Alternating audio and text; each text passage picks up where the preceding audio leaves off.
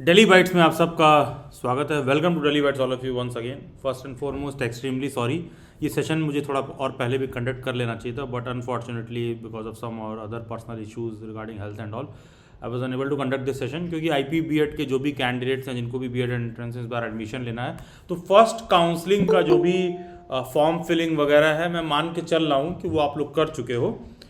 लेकिन ठीक है, कोई दिक्कत नहीं है। किसी का अगर वहाँ पर कुछ 19-20 रह गया है तो आपके पास सफिशिएंट टाइम और अपॉर्चुनिटी है कि जब अभी सेकंड काउंसलिंग होगा, थर्ड कट ऑफ आएगा, थर्ड काउंसलिंग होगी, तो आपके पास अपॉर्चुनिटी रहेगा जो भी up and down changes upgradation आप करना चाहते हो आईपी बीएड में अभी भी आप लोग कर सकते हो।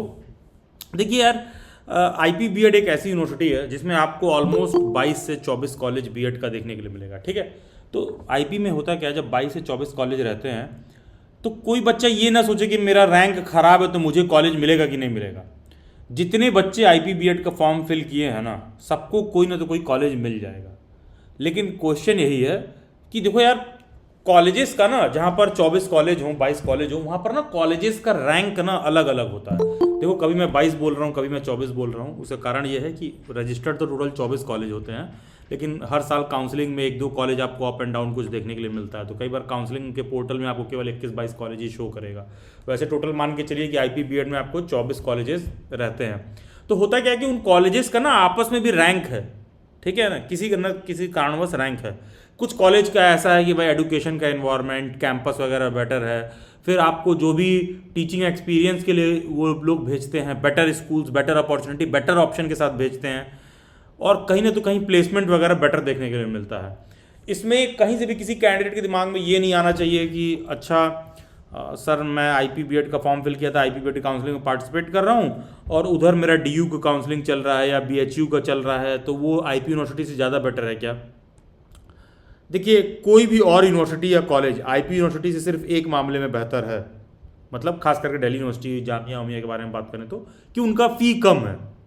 ठीक है, otherwise as far as placement concern है ना, तो आपको आईपी बीएड में ज़्यादा बेटर प्लेसमेंट देखने के लिए मिलेगा कंपेयर टू गवर्नमेंट जो भी यूनिवर्सिटीज़ वगैरह हैं। उनका प्लेसमेंट सेल बना तो है, लेकिन कोई बहुत ज़्यादा एक्टिव नहीं रहता है। प्लस एक चीज़ और है, बीएड में प्लेसमेंट के बारे में बात करना मतलब एक तरह से समझ लो गंजे को कंघी बेचने जैसा है, चूरन बेचने वाली बात हो गई। क्योंकि देखिए, बीएड में ना कॉलेजेस से प्लेसमेंट भी ऐसा बहुत ज़्यादा नहीं होता। उसका कारण सिंपल सा ये है कि बीएड में कोई बल्क रिक्रूटमेंट वाला सिस्टम नहीं है। ठीक है, बीएड में ऐसा नहीं होता है कि किसी एक कॉलेज में गए, जैसे कि आईटी सेक्टर के कंपनीज में होता है, या फिर कॉल सेंटर वगैरह में जॉब वाले में क्या होता है कि किसी एक कॉलेज में लोग जाते हैं, 100 बच्चों को, 150 बच्चों को, 50 बच्चों को एक बार में ही जॉब ऑफर कर देते हैं। तो टीचिंग में ऐसा नहीं होता, ये पॉसिबल नहीं है। आप खुद सोच के देखिए ना, किसी एक स्कूल में कितने हिस्ट्री के टीचर हैं? 2 बहुत होंगे, 3 होंगे। कितने केमिस्ट्री के टीचर हैं? 2 बहुत होंगे, 3 होंगे। कितने मैथ के टीचर हैं? 2 बहुत होंगे, 3 होंगे। तो आप सोचो, कोई स्कूल ऐसा हो जिसमें इस साल रिक्रूटमेंट हुआ हो, तो वेरी नेक्स्ट ईयर वो स्कूल आपके कॉलेज में प्लेसमेंट कंडक्ट करने कैसे आ सकता है? This is not possible. ठीक है, इसीलिए ना टीचिंग में जॉब्स रेफरेंस के माध्यम से ज़्यादा लगती हैं। रेफरेंस इन एसेंस की मतलब ऐसा नहीं है कि कोई जुगाड़ होना चाहिए। कहने का मतलब है कि तुमको इंटरव्यू के लिए इंडिविजुअली अप्लाई करना पड़ेगा, एंड आप किसी ढंग के कॉलेजेस में हैं तो वहाँ के जो प्रोफेसर्स होते हैं उनके माध्यम से वो आप लोगों को बताएंगे कि यहाँ पर रिक्रूटमेंट की वैकेंसीज ओपन है। ढंग के कॉलेज से आप रहोगे तो वहाँ डायरेक्टली आप अप्लाई कर सकते हो। तो जब आप एडमिशन ले रहे हो ना, तो प्लेसमेंट पर भी बहुत ज़्यादा माथापच्ची मत करो, क्योंकि कॉमन सेंस वाली बात है। अगर दिल्ली के किसी भी एक स्कूल का एग्जाम्पल ले लें, डीईपीएस ले लें, जीडी गोयनका ले लें, कोई सा भी एग्जाम्पल ले लें हम लोग, तो जैसे मान लो जो मैंने एग्जाम्पल दिया, अगर लास्ट ईयर 3 बायो के टीचर थे तो इस बार भी 3 ही बायो के टीचर की ज़रूरत है वहाँ पर, तो वो आपके कॉलेज क्यों आएंगे? बल्क रिक्रूटमेंट का ज़रूरत नहीं पड़ता है। ठीक है, कोई फैक्ट्री नहीं है, मतलब स्कूल से कॉलेजेस कोई फैक्ट्री नहीं है जहाँ बल्क में उनको मजदूर चाहिए। ठीक है, 2 टीचिंग जॉब आजकल मजदूरों जैसी ही हो गई है, वो एक अलग बात है, लेकिन उनको बल्क में मजदूरों की ज़रूरत नहीं है कि वो आ रहे हैं और बल्क में 20, 50, 100, 70 लोगों का रिक्रूटमेंट कर रहे हैं। तो इसलिए ना प्लेसमेंट की बात बहुत ज़्यादा करना थोड़ा ना बेईमानी है।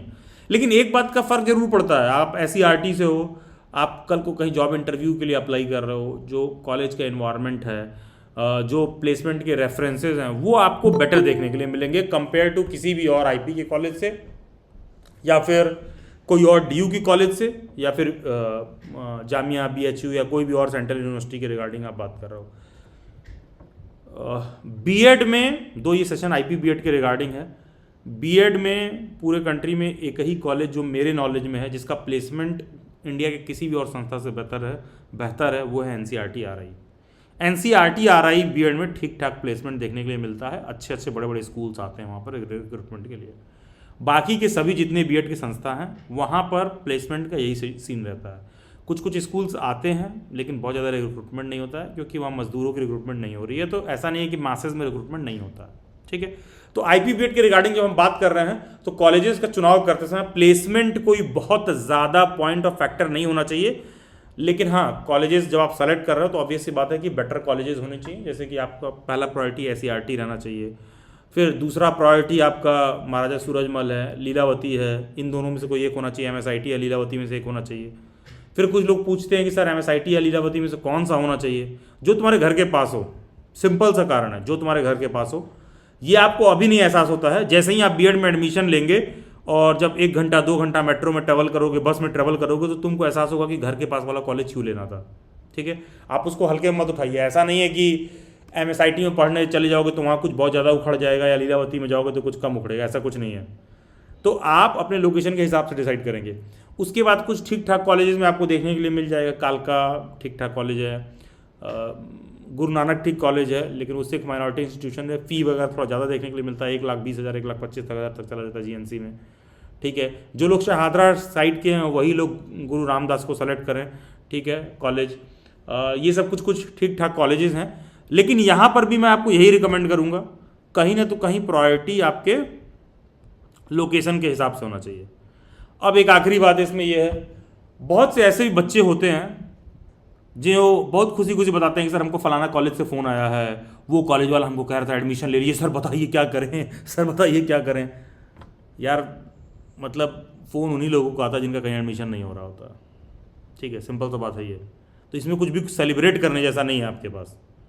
तो अगर आप इस बेवकूफ़ी वाली बात को सेलिब्रेट कर रहे हो कि फलाना कॉलेज वाला फ़ोन किया था मेरे पास, देखिए इंटरनेट पर यूट्यूब पे जाओगे, सर्च करोगे तो कोई इतना बेबाकी से बात कहेगा नहीं। लेकिन आप बस समझ लीजिए कि आपका परफॉर्मेंस बहुत बेकार है, इसीलिए आपको फ़ोन आ रहा है वहाँ से।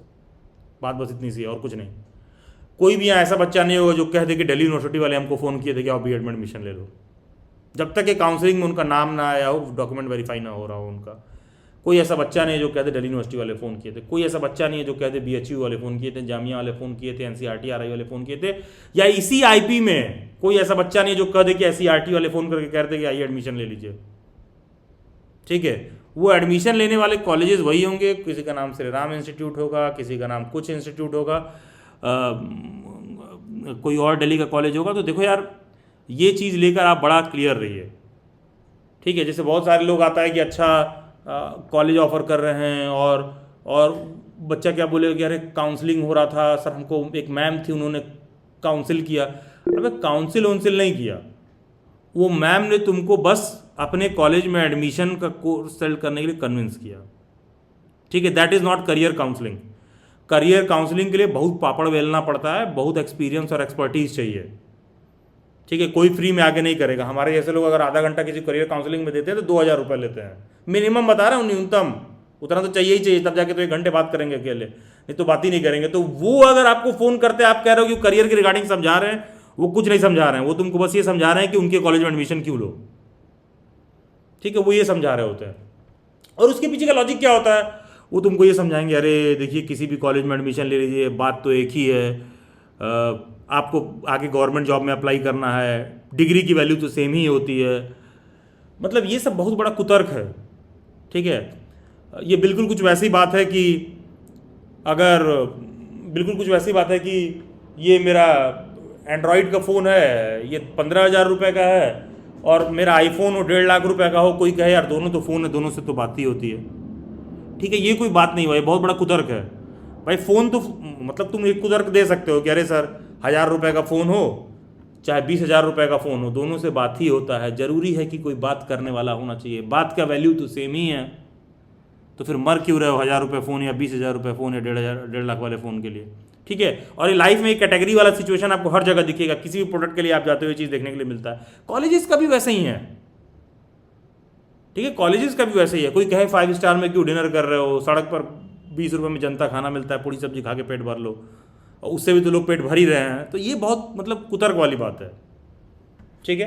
तो देखिए यार, थोड़ा सा ना इन बातों पर आप समझ डेवलप करिए कि जब आपको कॉलेज वॉलेज वाले फ़ोन करते हैं तो हम ऐसा नहीं कह रहे हैं कि अच्छे रैंक वाले को नहीं फ़ोन कर सकते हैं, लेकिन इस बात को समझिए कि there are no free lunches, कहीं कुछ फ्री में नहीं बट रहा है। ठीक है, आप ही प्रोडक्ट हो, आप ही का गला रेतने का व्यवस्था किया जा रहा है वहाँ पर। तो मैं ये नहीं कह रहा हूँ कि उसमें एडमिशन नहीं लेना है, मैं बस कह रहा हूँ कि समझते हुए एडमिशन लेना है, इस बात को समझते हुए एडमिशन लेना है हमको वहाँ पर, कि जब हमको इस तरह से फ़ोन किया जा रहा है, बताया जा रहा है, बोला जा रहा है, तो क्यों कह रहे हैं। ठीक है, इस बात को समझते हुए काउंसलिंग में पार्टिसिपेट करिए, सो दैट अगर आपको अपना जो पोजीशन है ना एक्चुअल वे में एकदम क्लियर रहेगा कि आप कहाँ खड़े हो, तो फ्यूचर में आप बेहतर कर पाओगे। तुमको पता रहेगा कि हम ऐसे, मेरा ऐसे ही कॉलेज में एडमिशन हो गया बस बीएड करने के नाम पर, तो एटलीस्ट थोड़ा सा भी संवेदना आपके अंदर रहेगा, सिंसियरिटी आपके अंदर रहेगा, तो आपके अंदर एक बात डेवलप होगा, यार चलो ठीक है, बीएड वाला चैप्टर तो किसी तरह हम एडमिशन ले लिए है, एटलीस्ट आगे हमको क्या करना है कि भाई हम फटाफट अपना सीटेट का पेपर दें, एग्ज़ाम क्वालिफाई करें, और सीटेट का एग्ज़ाम क्वालिफाई करने के तुरंत बाद हम देखना शुरू करें कि गवर्नमेंट जॉब में क्या एलिजिबिलिटी क्राइटेरिया है, प्राइवेट जॉब में क्या एलिजिबिलिटी क्राइटेरिया है, गवर्नमेंट जॉब का पेपर स्ट्रक्चर कैसा है, हमको किन किन एग्ज़ाम्स के लिए प्रिपेयर करना है, कौन कौन से टीचिंग एग्ज़ाम की बॉडीज़ हैं जो टीचिंग जॉब ऑफर करती हैं, कैसे उनका सिलेक्शन होता है। तब आप इन बातों पर फोकस करिए। ठीक है, क्योंकि अगर आप मान लीजिए छलावे में रहोगे, तुमको लगेगा अरे वो हमको फ़ोन कर रहे थे, एडमिशन हो रहा था ये वो, तो जैसे ही बीएड में एडमिशन हुआ तुमको लगेगा फिलहाल के लिए समस्या टल गई। और होता क्या है कि 2 साल बाद निकलोगे तो मतलब फिर आप ज़्यादा असहाय और बेरोजगार अपने आप को महसूस करोगे। ठीक है, तो देखिए यार, एडमिशन लेते समय ना बस इन बातों का हमको ध्यान रखना था। बाकी काउंसलिंग में कुछ बहुत दिमाग लगाने जैसा नहीं है। ठीक है, काउंसलिंग में आप लोगों का जो भी काउंसलिंग का पोर्टल है, आप भैया लॉगिन किए, रजिस्टर किए, कॉलेजेस सेलेक्ट किए, अप एंड डाउन जो भी आपको करना था, first priority, second priority, third priority, fourth priority, 5, 5, 6, जितना प्रायोरिटी आप फिल करना चाहते हैं आप फिल कर दीजिए। ठीक है, और रिसेंटली एक मैंने यूट्यूब पर वीडियो भी अपलोड किया था, उसमें भी ये बात मैंने फिल किया, ये बात मैंने बताया कि प्रायोरिटी फिल करते समय आप अपना दिमाग इस बात पर मत लगाइए कि मेरा रैंक अगर 800 है, ठीक है, प्रायोरिटी फिल करते समय अपना दिमाग जो है इस बात पर मत लगाइए कि अगर मेरा रैंक 800 है तो सर हमको तो एससीईआरटी मिलेगा नहीं, तो हम एससीईआरटी फिल ही नहीं करेंगे। अभी तुमको नहीं मिलेगा तो फिल कर दो ना, क्या जा रहा है, फिल करने में क्या जा रहा है, फिर तब तो तुम टॉप पर फिल ही कर दो। जब वो नहीं देगा, क्लियर है, तो तुम टॉप पर फिल कर दो। हम कह रहे हैं अगर 1% गलती से भी कोई प्रोबेबिलिटी हुआ कि वो तुमको दे देगा, तो वो प्रोबेबिलिटी तो तभी एक्सप्लोर होगी ना जब आप उसको टॉप पर फिल किए रहोगे। तो आपका रैंक चाहे जो भी हो, जो कॉलेज तुमको अच्छा लग रहा है उसको तुम ऊपर के प्रायोरिटी पर रखो। ठीक है, चाहे मिले चाहे ना मिले। ठीक है, चाहे मिले चाहे ना मिले। अब हम गए खरीदने, भाई हमसे बोला गया कि 100 रुपये में तांबा पीतल सोना में से कुछ भी आप मांग लीजिए, तो भाई हमने सोना मांग, हम जब तांबा पीतल सोने की बात आ गई तो हमने कहा भाई ठीक है भाई सोना ही दे दो। जब सोना लेने गए तो कहा यार सोना तो आपसे पहले ही लोग ले लिए, तो हमने कहा चांदी दे दो। चांदी नहीं मिला तो भैया चांदी आपसे पहले लोग ले लिए हैं जो, तो हमने कहा ठीक है भाई तो फिर पीतल ही दे दो। तो एटलीस्ट जब तुमको 100 रुपये में लेना है तो प्रायोरिटी तो तुम्हारा सबसे अच्छा वाला होना चाहिए ना। वो तुमको ऑटोमेटिक डिग्रेड कर देगा, ऑटोमेटिक नीचे वाले में भेज देगा जब तुमको ऊपर नहीं मिलेगा। तो मान लो तुम्हारी रैंक 1100 भी है तो भी तुम्हारा पहला चॉइस एससीईआरटी ही होना चाहिए, वो तुमको ऑटोमेटिकली नहीं देगा। फिर उसके बाद तुम चॉइसेस उस बेसिस पर भरो जैसा तुमको अच्छा लग रहा है, वो ऑटोमेटिकली तुमको वही कॉलेज देगा जो कॉलेज तुम डिजर्व करते हो। ठीक है, जो तुम्हारे रैंक पर एक ठीक ठाक डिजर्विंग कॉलेज होगा वो आपको वही देगा। ठीक है, तो देखिए यार काउंसलिंग में ना ये बहुत बेसिक सा फंडा है, इसमें बहुत ज़्यादा दिमाग लगाने की ज़रूरत नहीं है। ठीक है, तो इतना आप काउंसलिंग में ध्यान रखेंगे तो आप ज़्यादा बेहतर ढंग से पार्टिसिपेट कर पाएंगे। और होता क्या है कि देखो आईपी बीएड में कच्चा पक्का सबको एडमिशन तो मिल जाता है, यहाँ से बस लॉजिक ये होना चाहिए कि व्हाट नेक्स्ट। ठीक है, क्योंकि मान के चलिए 1 महीने के अंदर आप लोगों का एडमिशन हो जाएगा। क्वेश्चन है कि व्हाट नेक्स्ट, क्या एडमिशन होने पर बात खत्म हो जा रही है? नहीं, वो बस शुरू हो रहा है, सीढ़ी का पहला कदम है। ठीक है, और एक चीज़ और, सभी कैंडिडेट्स एटलीस्ट 40 to 60,000 रुपीज़ अपने बैंक अकाउंट में रखेंगे, क्योंकि जैसे ही काउंसलिंग में आपको कॉलेज एलोकेट होगा ये लोग गिनती का 5 से 7 दिन आपको देंगे, मैक्सिमम बता रहे हैं। हो सकता है शायद फर्स्ट काउंसलिंग का फ़ी ये आप लोगों से 60,000 रुपये का पेमेंट करवाएं। ठीक है, 60,000 का हो सकता है, प्रोबेबिलिटी है। ठीक है, तो इस बात को लेकर ध्यान रखिएगा कि आपको उतना मतलब रखना होगा। और हाँ, मान लो तुमने 60,000 काउंसलिंग, कॉलेज एलोकेट हो गया, 60,000 तुम काउंसलिंग में दे के पार्टिसिपेट कर लिए, तो उसके बाद तुम नेक्स्ट राउंड में पार्टिसिपेट कर सकते हो, कोई ऐसी बात नहीं है। ठीक है, वापस से 60,000 नहीं देना पड़ेगा, वो फी ऑटोमेटिकली एडजस्ट हो जाता है। ठीक है, तो उसको लेकर भी बहुत ज़्यादा चिंता नहीं करना है। अब मैं थोड़ा एक एक करके आप लोगों के डाउट एंड क्वेरी पर आ जाता हूँ। ठीक है, तो जिसको भी डाउट एंड क्वेरी है just raise your hand, I will call out your name and you can simply switch on your mic and discuss. ठीक है, I will come to Priyanka first, then I will come to Himanshi. Just a second. Okay, yes Priyanka, yes please switch on your mic. Sir actually आपको आप जैसे बता रहे हैं IP की जो प्रेफरेंस है वो जल्दी मतलब अलॉटमेंट जो है वो जल्दी स्टार्ट होने वाली है। सो बट अगर हमारे पास डीयू का ऑप्शन है, so what we should go like for DU और फॉर आईपी? आपको अगर ड्यू में एडमिशन मिल रहा है हाँ जी। तो ड्यू के लिए जाइए, फी कम है ना। अगर आप आईपी में अफोर्ड कर सकती हैं, अगर आपको एससीईआरटी मिल रहा है, फी अफोर्ड कर सकते हैं, तो एससीईआरटी में जाइए। नहीं सर, एक्चुअली अफोर्डेबिलिटी का प्रॉब्लम नहीं है, मेरे को डीयू में मिल चुका है एक्चुअली। तो ठीक है, फिर ड्यू में जाइए, क्यों चेंज करना है। नहीं सर, मैं पूछना इसलिए चाह रही हूँ क्योंकि सर मेरे को अभी रिसेंटली जॉब भी मिल गया है, तो मैंने ऐसा सुना है कि आईपी में थोड़ा फ्लेक्सिबिलिटी मिल जाता है। नहीं, किसी भी घटिया कॉलेज में फ्लेक्सिबिलिटी मिल जाता है, आईपी के अच्छे कॉलेज में फ्लेक्सिबिलिटी नहीं मिलेगा। और डीयू में कोई बच्चा ओके। बीएड करता रहता है, उसके साथ जॉब करना अलाउड नहीं है, क्लियरली मेंशन्ड है प्रोस्पेक्टस हाँ, में। इसीलिए इसीलिए मैं ये आपसे क्वेश्चन पूछा है। हाँ, और सो दिल्ली मतलब यूनिवर्सिटी व्हाट में यू। अगर आप पढ़ा रही हैं उसके साथ जॉब कर रही हैं, बहुत मुश्किल है। दिल्ली यूनिवर्सिटी में आप मतलब पढ़ रही हैं और जॉब कर रही हैं, बहुत मुश्किल है, दोनों पॉसिबल नहीं है। तो sir what would you suggest कि मेरे को स्विच करना चाहिए फिर वहां से एंड जब जॉब छोड़ देनी चाहिए? देखिए, अब डिपेंड करता है कि आपके जॉब का डेफिनेशन क्या है। नहीं सर, मेरे पास अच्छी जॉब है। तो फिर बीएड करी क्यों रही हैं। मतलब sir as a backup option teaching में, क्योंकि कॉर्पोरेट में लॉन्ग टर्म में नहीं देख सकते ना। देखो ऐसा है, ज़िंदगी में सब करिए, खुद से झूठ नहीं बोलना चाहिए। अगर मैं अपने प्रेजेंट जॉब से सेटिस्फाइड हूँ तो मैं किसी भी दूसरी चीज़ के लिए परेशान नहीं होऊंगा। और अगर डीप डाउन मुझे पता है कि मैं कर रहा हूँ और मैं सेटिस्फाइड नहीं हूँ, तभी मैं दूसरे तरफ जाऊँगा। लॉजिक बहुत सिंपल सा है। Sir monetary wise I am satisfied, but timing का थोड़ा कंसर्न रहता है। अरे यार, फिर वही बात मैं कह रहा हूँ, अगर मैं अपने प्रेजेंट जॉब हम्म। से सेटिस्फाइड हूँ तो मैं दूसरे हम्म। तरफ नहीं जाऊँगा।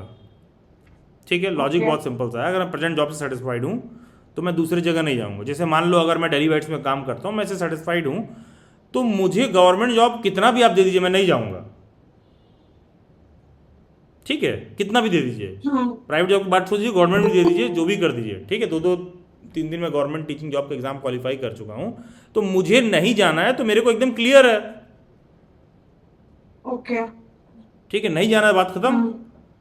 तो अब आपके साथ भी ऐसे ही, अब आप ये कह रहे हो कि नहीं नहीं वो बैकअप का ऑप्शन। हाँ, तो टीचिंग जॉब को इतना ल्यूक्रेटिव जॉब थोड़ी ना है। टीचिंग में कोई ऐसे थोड़ी ना कि बोरा भर के पैसा मिलता है या फिर कुछ इस तरह का है। वो तो आप मतलब अगर आप प्रेजेंट जॉब से सेटिस्फाइड हो और ये हो तो आप उधर देखिए, फिर आप इधर क्यों आ रहे हो। बैकअप जैसा कुछ नहीं है, बहुत ज़्यादा बैकअप पे रिलाई करेंगे तो बैकअप हो जाएगा आपका दोनों जगह से। ओके। ठीक है, क्योंकि ठीक है। क्योंकि बीएड में रिस्पॉन्स आपको जो अच्छे कॉलेजेस हैं वहां से आप बीएड करेंगी, तभी लॉन्ग टर्म करियर प्रोस्पेक्टिव में कुछ बेहतर आपको देखने के लिए मिलेगा। हाँ, तो अच्छे sir I got colleges, Shyama Prasad तो मुखर्जी तो अच्छे इन कॉलेजेस फर्स्ट अच्छे क्यों अलॉटमेंट। हैं। अच्छे कॉलेजेस अच्छे क्यों हैं, उनके पीछे का कुछ लॉजिक है। लॉजिक सिंपल सा है कि हम्म। क्लासेस उनकी रेगुलरली होती है, जो भी स्टूडेंट इवैल्यूएशन प्रोग्राम है वो ढंग का होता है, जो फील्ड ऑब्जर्वेशन है वो ढंग का होता है। यही सब चीज़ें तो कॉलेजेस को अच्छे बनाते हैं। और क्या अच्छे बनाते हैं कि एडमिशन लेके घर बैठिए।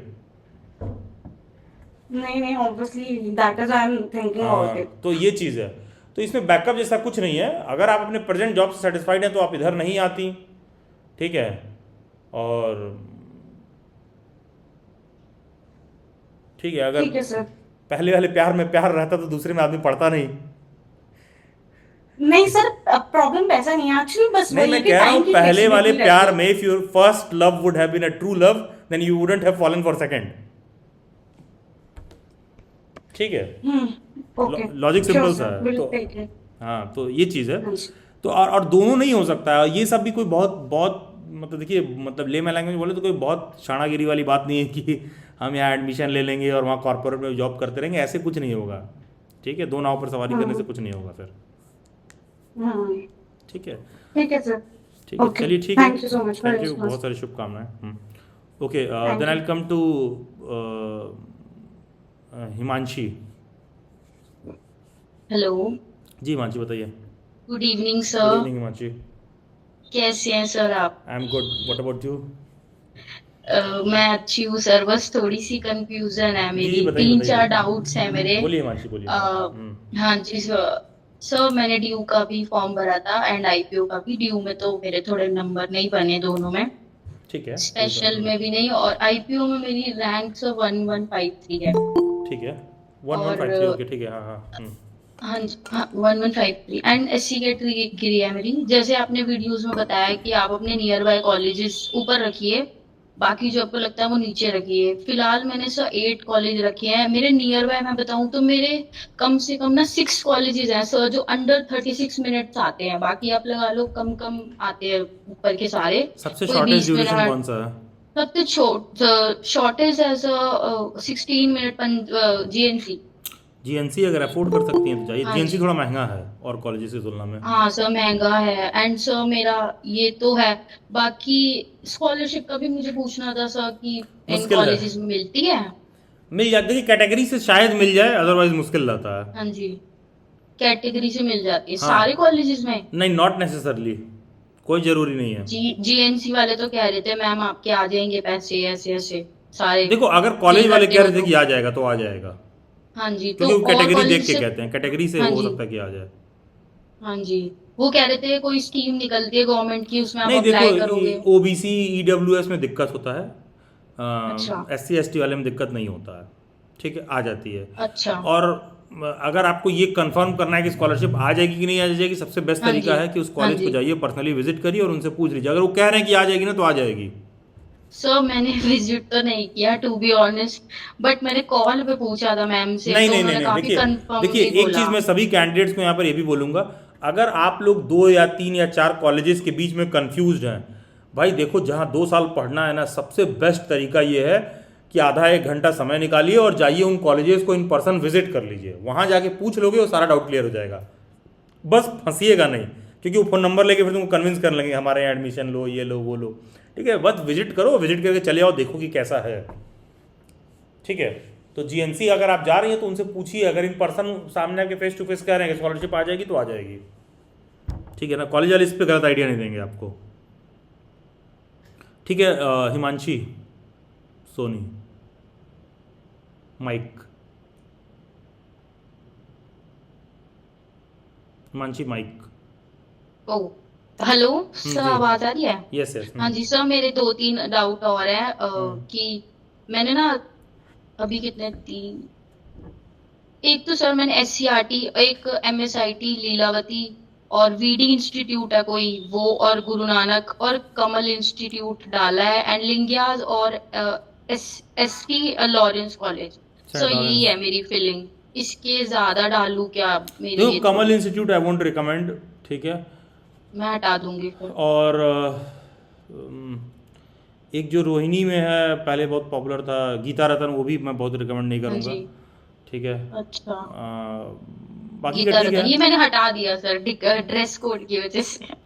हाँ मतलब मुझे भी ऐसे कॉलेजेस बहुत ज़्यादा पसंद नहीं है जो हाँ, ड्रेस कोड वगैरह बहुत ज़्यादा जो है वो करें। इस टाइम भी ड्रेस कोड पहनेंगे तो बस। नहीं देखो, कॉलेजेस थोड़े से फ्लेक्सिबल होने चाहिए, नो डाउट। हाँ जी। ठीक है, it should not feel like अ तो स्कूल। इतने बहुत है सर, या और ऐड कर दूं इतने बहुत कालिका हैं, वगैरह? ये इतने तो बहुत हैं, सर इतने एक बहुत हैं एक आपके लिए। घंटा सब दूर है, इससे इतने अलावा जो बहुत भी हैं है आपके सब लिए। दूर है। इतने 8 बहुत हैं। कॉलेजेस बहुत है। बहुत हैं, कोई एक आपको मिल जाएगा फर्स्ट काउंसलिंग में ही। और सर मेरा नेक्स्ट ये था कि मैंने ना स्पेशल के लिए एडमिशन लेना है वैसे तो।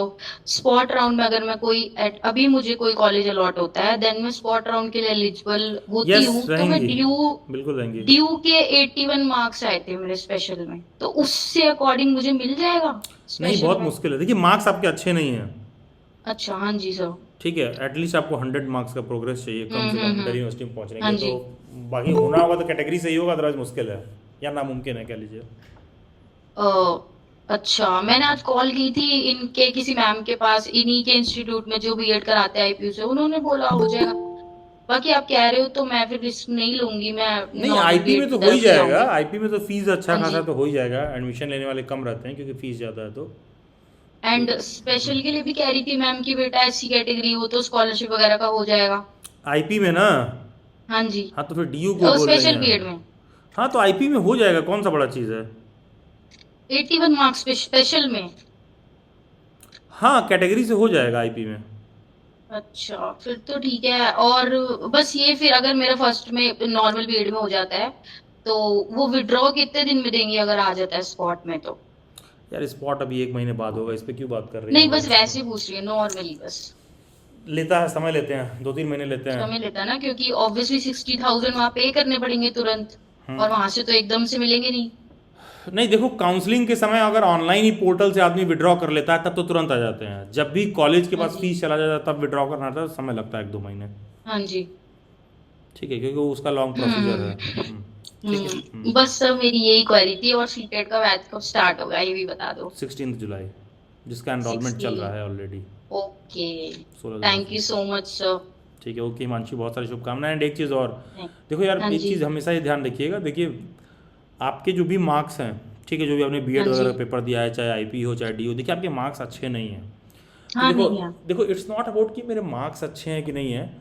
देखो हम हम्म। लोग लंबे समय से प्रिपरेशन कराते हैं स्टूडेंट्स को, तो वो कहते हैं ना कि पूत के पाँव पालने में दिखते हैं। तो होता क्या है कि हम्म। मान लो अगर तारे मार्क्स कम है तो ये शो करता है कि जो भी आपका स्टडीज़ को लेकर प्रिपरेशन लेवल है वो बहुत अच्छा नहीं है। तो हम्म। कोशिश आपको ये करना है कि यहाँ से जब भी बीएड वीएड में एडमिशन हो, तो जो भी इंडिया में कॉम्पिटिटिव सर एग्जाम्स होते आपके हैं, जैसे सर नहीं मिले ना अभी तक, अरे देखिए कोई आपको इसलिए टोक, आप किसी को सीटेट का टोकना बैच लेके ज़रूरी है। सीखूंगी आपसे। देखिए हिमांशी, ज़रूरी है कि लाइफ में कोई आपको टोके इस बात के लिए कि भाई ये तुम्हारा सही नहीं हाँ चल जी, रहा है। हाँ जी, हाँ जी। नहीं तो होगा क्या जैसे मान लो थोड़ा रैंक कम है, कुछ कैटेगरी वगैरह का लाभ लेके तुमको एडमिशन मिल गया, लेकिन है क्या कि फिर उसके हम्म। बाद क्या, बीएड करने के बाद क्या। ठीक है, हाँ जो जी प्राइवेट सर। वाले हैं वो कोई कैटेगरी का एडवांटेज देंगे नहीं, जो गवर्नमेंट वाले हैं उसमें चाहे कैटेगरी हो चाहे जो हो, कंपटीशन तो सब में है। हम्म। हम्म। ठीक है, तो फिर आपको देखना पड़ेगा कि कोई एक दिन होना चाहिए जब आपका मेंटल एबिलिटी, रीजनिंग, बेसिक हाँ जनरल जी। अवेयरनेस, बेसिक जनरल साइंस, इस पे अपना कमांड हम्म। इम्प्रूव हो, हम्म। तभी जो है जॉब में आपको एडवांटेज मिलेगा। अदरवाइज तो फिर हम्म। मतलब स्मूथ वे में कटता रहेगा तो फिर दिक्कत होगा। नहीं सर, मैं अब अच्छे से मेहनत करूंगी सर। मैंने हाँ आपको इंस्टा पे भी मैसेज वगैरह किए थे तो आप रिप्लाई कर देते हो। ड्रॉप वगैरह के लिए पूछा था मैंने आपसे, याद होगा तो शायद आपको। देखिए तो आपने मानसी, कहा था कि मैं हाँ क्लियरली जी। बता रहा हूँ, मेरा कोई गारंटी नहीं रहता कि मैं इंस्टा पर क्या रिप्लाई करूंगा, कितना रिप्लाई करूंगा। अच्छा, हाँ क्योंकि मैं बहुत ज़्यादा जो है दैट्स वाई देखता नहीं आज मैं हूँ। यहाँ हाँ। मीटिंग में आई हूँ, क्योंकि इंस्टा पे तो आप एक नहीं, लाइन में मॉर्निंग में रिप्लाई 1-2 बजे के करते बाद हो। ही मैं ऑफिस में बैठता हूँ, वो भी दोपहर में 2-3 घंटे के लिए बैठता हूँ, फिर शाम को ही बैठता हाँ हूँ, जी। तो जितना 2 टाइम दिन हो बैठ। गए मुझे मैसेज किए हुए, तो मैंने सोचा हाँ तो सर हो पक्का सकता है शायद मैंने देख पाया होगा। बहुत ज्यादा बिजी हैं, इसलिए मैंने फिर नहीं आज नहीं, हो मीटिंग ही सकता है, ज्वाइन हाँ कर ली। मैं ऑक्यूपाइड था, आज का सेशन भी 2 बजे ही होना था तो नहीं हो पाया था अनफॉर्चुनेटली। हम्म। चलिए खैर ठीक है हिमांशी, ठीक है। Thank you so much sir, thank you thank you so Himanshi, much. Okay thank you. Then I come to Tanu, then Garima, then Alina. जी Tanu, yes please quick. Hello, हाँ जी तनु, यस प्लीज बताइए। Good evening sir. Good evening Tanu, बताइए। Sir मेरी query ये थी कि मुझे ये पता करना था, जैसे मैं जानती हूँ किसी को उनके ना आईपी में जैसे काउंसलिंग राउंड में फर्स्ट कॉलेज में आ गया, बट वो कॉलेज उन्हें लग रहा है कि उन्हें सेकंड कट ऑफ में दूसरे अच्छे कॉलेज में आ जाएगा। ठीक है। तो जो उन्होंने विड्रॉल करवाने के लिए दिया तो उनके पैसे अटक गए उस चीज में। तो क्या मुझे उसका प्रोसीजर नहीं, जानना था। विड्रॉल कराने की जरूरत नहीं पड़ता है, विड्रॉल करवाएंगे ही क्यों। जैसे मान लो तनु, पहले कट ऑफ में आपने फिल किया, ठीक है, ओके। पहले कट ऑफ में आपको कोई कॉलेज मिल गया, हाँ अब जी। तुमको ये लगता है कि दूसरे में मुझे बेटर मिल सकता है, हाँ जी। तो विड्रॉ नहीं करना होता। उसी काउंसलिंग में 2 बटन दिया रहता है, हम्म। ठीक है, एक में लिखा रहेगा फ्रीज और एक में लिखा रहेगा फ्लोट। ओके। तो फ्लोट का मतलब होता है कि एडमिशन हो गया है लेकिन सेकंड काउंसलिंग में पार्टिसिपेट कर रहे हैं अपग्रेड करने के लिए। ओके। जब आप फ्रीज कर देंगी तो सीट लॉक हो जाता है, तब आप काउंसलिंग में पार्टिसिपेट नहीं कर पाएंगी फर्दर, तो फ्लोट का ऑप्शन आता है। और सर मतलब जैसे हमें लग रहा है कि मतलब आ सकता है, बट 1% भी अगर नहीं आता है उस कॉलेज में, तो क्या हमारी वो वाली सीट जो हमें पहले मिली थी वो चली नहीं जाएगी? नहीं नहीं, जो पहले आपका सीट रहता है वो एज यूजुअल आपका बरकरार रहेगा। अगर आपका दूसरे कॉलेज में एडमिशन होता है तो वो फी ऑटोमेटिकली वहाँ ट्रांसफर हो जाएगा। देखो होता क्या तनु, जब कोई काउंसलिंग से एडमिशन लेता है तो लेट से तुमने हाँ जी। 60,000 रुपये पेमेंट किया, तो वो 60,000 रुपये ना भी कॉलेज के पास नहीं जाता है, वो यूनिवर्सिटी अपने पास रोक के रखती है। ठीक है, ओके। जब तुम्हारा पहले हाँ कॉलेज में जी। लॉक होगा और तुमने फ्रीज कर दिया तो यूनिवर्सिटी क्या करेगी, फी वहाँ भेज देगी। अगर तुमने मान लो फ्लोट कर दिया है तो यूनिवर्सिटी तुम्हारा फी रोके रखेगी, जब दूसरे कॉलेज में जाओगी जहाँ भी तुम फ्रीज करोगी वो फी वहाँ पर ट्रांसफर कर देंगे। अच्छा। ठीक है। पेमेंट का सर ऐसे कुछ होगा तो नहीं, मतलब कि आपके पैसे अटक जाएंगे तो फिर ऐसा तो नहीं नहीं होगा? नहीं, मतलब देखो, अगर काउंसलिंग, देखो कभी भी काउंसलिंग चल रहा होगा हाँ तो जी। बच्चे का पैसा नहीं फंसता है। फंसता किन लोगों का है, मान लो 3 राउंड 4 राउंड हो गया है, अब चौथे राउंड में तुम एक कॉलेज में सीट फिक्स कर ली हो, ठीक है, 10 दिन पढ़ भी ली हो, फिर अचानक तुम्हारा पता चला कि अच्छा हम तो जा रहे हैं बनारस, हम तो जा रहे हैं दिल्ली, हम तो जा रहे हैं अजमेर एनसीईआरटी आ रही में, हम जा रहे हैं जामिया में, तब वो लोग नाटक करते हैं, तब फंसेगा। अगर काउंसलिंग चल रहा होगा तो कोई दिक्कत नहीं है, विड्रॉल में तुरंत विड्रॉल हो जाता है। जब काउंसलिंग नहीं चल रहा होता तब इनका सीट नुकसान होगा। ओके, तो सर वो तो हमारे पास सीट रहती है, मतलब आपने हाँ हाँ, कहा यस यस, जैसे। आपके पास सीट रहता है, आप बिल्कुल फ्लोट कर सकते हैं, नहीं तो कोई करेगा ही नहीं। अच्छा, सोच ठीक के है देखो सर, कोई थैंक करेगा। यू। मुझे ये ज्यादा था थोड़ा इसका डर। ठीक है, उसको लेकर चिंता नहीं करिए। बाय द वे, आपके नाम में यू क्यों लिखा हुआ है, Tanu you, what is your full name? Sir तो तनु है, वो बस ऐसे ही लिखा हुआ है। What is your full name, Tanu? Sir I don't apply surname. गजब कार्टून है सब भाई। ठीक है, ओके, यू लगा लीजिए। ठीक है, okay, I come to next candidate, Alina Khan, then Garima. जी अलीना। सर मेरा एक डाउट रह गया था हाँ कि जी। जैसे अगर मुझे कोई कॉलेज मिलता है, मैंने फीस पे कर दी, फिर मुझे नेक्स्ट राउंड में मैंने फ्लोट कर दिया, तो बीच में मुझे कॉलेज जाना नेसेसरी है? मतलब मतलब आपने बोला नहीं था नहीं ना नहीं, कॉलेज बिल्कुल विजिट ज़रूरी करना नहीं था, है, बिल्कुल ज़रूरी नहीं है। जब तक फाइनल ना हो जाए तब हाँ, तक। जब तक तुम फ्रीज ना कर दो कि इसी कॉलेज में एडमिशन लिए हैं, तब तक बिल्कुल ज़रूरत नहीं है। Okay sir. इनफैक्ट एक बार फ्रीज कर दोगी तो कॉलेज वाले खुद ही ढूंढने लगेंगे तुमको, कहाँ गए बेटा, पैसा ले आओ। ठीक है, एक बार आप फ्रीज कर देंगे तो फ्रीज, जब तक फ्लोट लोड कर रही हो तो कोई दिक्कत नहीं है। यार बहुत सारे बच्चे फ्लोट करते हैं यार, पहले कट ऑफ में लोग ले लेते हैं कि कोई सीट मिल जाए, फिर दूसरे वाले में क्या करते हैं कि लोग फ्लोट कर देते हैं, एक के बाद दूसरे में जाते हैं। सर तो फ्लोट आपने बोला था ना थर्ड राउंड तक कर सकते हैं, तो स्लाइडिंग में भी कर सकते हैं फिर उसके बाद रिस्की होते जाता है। ठीक है लीना, उसके बाद रिस्की होते जाता है। रिस्की ये होते जाता है कि एक्चुअली होगा क्या, जैसे ही ये 2-3 राउंड काउंसलिंग खत्म हो जाएगा, उसके बाद ना जितने भी स्पॉट राउंड होते हैं उसका रजिस्ट्रेशन सेपरेट वे में होता है। ठीक है, मान लो फ़ी दे दोगी तुरंत, ऐसा नहीं कि फ़ी वहाँ से वहाँ ट्रांसफ़र हो जाए, तो ये सब फिर दिक्कतें आने लगती हैं, तो थोड़ा थोड़ा गाड़ी फंसने लगती है। ठीक है। सर मैं ये पूछ रही थी, जैसे अगर मेरा लास्ट तक नहीं होता, फिर मैंने जाके कॉलेज में वेरिफिकेशन करवा लिया, सब कुछ हो गया, फिर मुझे मन किया मैं स्पॉट में भी एक चांस दे के देखूं कर अपना, सकती तो हैं, ऐसा तो नहीं है ना कि सीट चली जाएगी मेरी नहीं जहां नहीं, मैंने बिल्कुल करवा कर लिया? सकती हैं, बिल्कुल। अगर तुमको स्पॉट में मिल जाएगा तो ये चली जाएगी। Okay sir. और हाँ, इस बात को निश्चित लेकर निश्चिंत रहिए, जब अगला वाला आपको मिल जाएगा तभी पिछला वाला कैंसिल होगा। और अगर ऐसा नहीं होना होगा ना, तो वो लोग नोटिस में लिखेंगे ये बात। अगर स्पॉट राउंड का ना नोटिस आता है अलग से, उसमें लिखा रहेगा कि अगर आप अगले वाले में एडमिशन ले रहे हो तो पिछला वाला चला जाएगा। अगर उनको ऐसा कुछ करना होगा तो अलग से मेंशन करेंगे, अदरवाइज बच्चे को जो सीट मिल जाती है वो ले नहीं सकते जब तक अगला मिल ना जाए। सर जैसे मैं इसलिए पूछ रही थी, जैसे अगर मुझे लीलावती में मिल जाता है और उसमें मैं जाती हूँ और मैंने बाकी की फीस भी पे कर दी, तो फिर मतलब बाकी जो मेरी फीस है, अगर मुझे स्पॉट में एससीईआरटी मिल गया तो वो खुद ही दे देंगे? हाँ हाँ हाँ, सीधा चला जाएगा वहाँ पर। Okay sir. ठीक है, बस कॉलेज वाले पूछेंगे क्यों छोड़ रहे हो, तो कह देना पैसा ज़्यादा ले रहे हैं आप, कम कर दीजिए, अभी आप ही एडमिशन ले लेंगे। और वो करेंगे ओके नहीं। सर। मतलब बहुत कॉम्प्लिकेटेड रिप्लाई मत दीजिए कि I feel that college is very good और ये वो फलाने का ना, ये सब नहीं। सीधे सर बोलो। नहीं, जैसे लीलावती में थोड़ी फीस ज्यादा है ना, हाँ, एससीईआरटी इसीलिए में तो तो कह रहा हूँ कम, मैं। तो बाकी की फीस को वैसे ही देंगे, इसलिए मैं नहीं, पूछ इसीलिए रही तो मैं थी। कह रहा हूँ, जैसे मान लीजिए दोनों की फीस में लगभग 40,000 रुपये का अंतर देखने के लिए मिल जाएगा आपको। ठीक है, तो Yes. सीधा बोल दो भाई कि उनका पैसा कम है तो इसलिए वहाँ जा रहे हैं। ये मत बोलना कि वो गवर्नमेंट कॉलेज है, सीधा बोलो कि आप फीस जो है आप ज़्यादा ले रहे हैं, आप ही 50% डिस्काउंट कर दीजिए, आपके यहाँ पढ़ लेंगे, जो कि वो करेंगे नहीं। Okay sir. ठीक है, क्योंकि जब बाद में बच्चे छोड़ते हैं तो कॉलेज वाले कई बार पूछते हैं, तो बदमाशी करते हैं, क्यों छोड़ना है, क्यों जाना है, ये वो। ठीक है, ये सारी चीज़ें। नहीं सर, तो मैं ये भी रीजन दे सकती हूँ ना मेरे स्पॉट में अगर आ जाए तो, एक तो ये फीस वाला आप जो बता रहे देखिए, हैं। जेन्युइन रीजंस देंगी ना